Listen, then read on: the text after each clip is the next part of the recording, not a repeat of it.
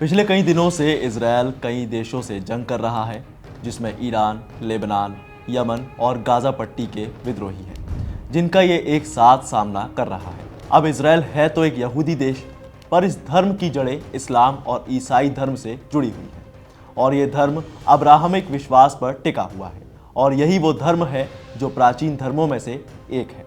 तो ऐसे में सवाल ये आता है कि यहूदी धर्म दुनिया में आया कैसे और इसे मानने वाले किस भगवान को मानते हैं, इनके पूजा पाठ करने का तरीका क्या है और पारसी और यहूदियों में अंतर क्या है। आज बात करेंगे इसी मुद्दे पर। तो नमस्कार, मैं हूं आपके साथ दिव्यांश वर्मा और आप देख रहे हैं वन इंडिया हिंदी। देखिए, जिस यहूदी धर्म की हम बात कर रहे हैं वो तकरीबन 4000 साल पुराना है और ऐसा माना जाता है कि ईसाई और इस्लाम के विश्वास को मिलाकर अब्राहमिक विश्वास की स्थापना हुई थी और इसमें भी एक ईश्वरीय मान्यता है कि ईश्वर ने अब्राहम, आइजाक, जैकब, मूसा और सोलोमन जैसे प्राचीन पैगंबरों के जरिए अपना अस्तित्व दुनिया के सामने रखा।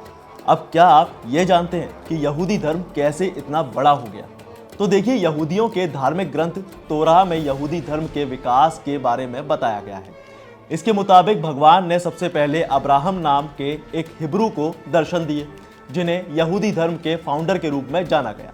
कहा यह भी जाता है कि भगवान ने अब्राहम के साथ एक एग्रीमेंट किया था और इस एग्रीमेंट को भगवान और इंसान के बीच समझौता माना गया, जिसमें कहा गया है कि अब्राहम और उनके वंशज एक नए और महान देश का निर्माण करेंगे। इसीलिए अब्राहम के बेटे आइजाक और उनके पोते जैकब भी प्राचीन यहूदी इतिहास में पैगंबर माने जाते हैं।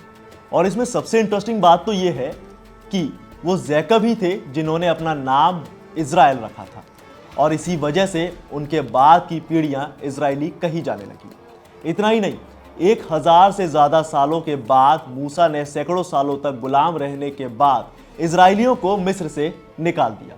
अब यहूदी ऐसा मानते हैं कि सिर्फ ईश्वर ने ही उनके साथ एक खास समझौता किया है और उनके भगवान पैगंबरों के जरिए कम्युनिकेट करते हैं, जिसमें अच्छे कामों के लिए गिफ्ट दिया जाता है और बुरे कामों के लिए सज़ा भी दी जाती है। हालांकि वहाँ कुछ ऐसे ग्रुप्स भी हैं जिनका मानना है कि उनके मसीहा अभी तक दुनिया में नहीं आए हैं, लेकिन आएंगे ज़रूर। वैसे यहूदी धर्म ग्रंथों के मुताबिक भगवान ने इजरायलियों को मिस्र से निकालने वाले मूसा को माउंट सिनाई पर अपने नियम बताए और यही वो नियम हुए जिन्हें 10 आदेशों के तहत माना गया।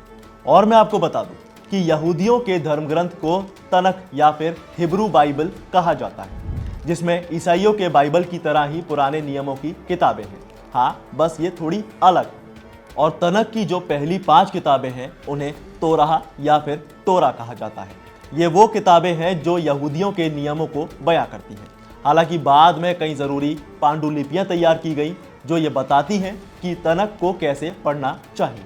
और 200 ईस्वी के आसपास यहाँ एक्सपर्ट्स ने मिशनाह नाम का एक ऐसा ग्रंथ बनाया जो यहूदी जैसे कानून का फुल एक्सप्लेनेशन देता है।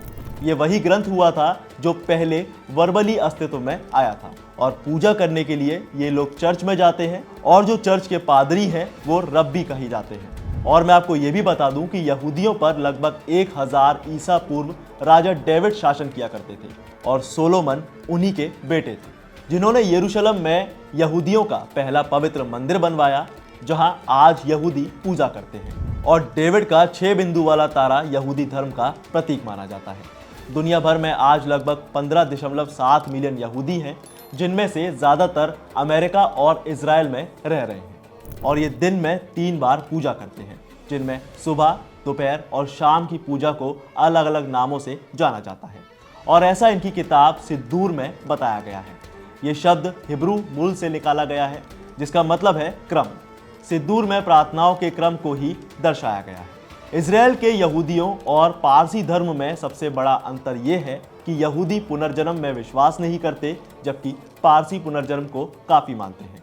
पारसी आत्मा को शरीर से अलग एक ऑब्जेक्ट मानते हैं, लेकिन यहूदी धर्म में आत्मा को शरीर का ही एक हिस्सा माना जाता है। पारसी धर्म में अहुर मज़दा और अहरीमन के बीच लौ का एक विरोध मिलता है, लेकिन यहूदी एक ही भगवान को मानते हैं। और मैं आपको ये भी बता दूं कि पारसियों का धार्मिक ग्रंथ ज़िंदा बेचता है और वहीं यहूदियों का धार्मिक सोर्स तोराह है।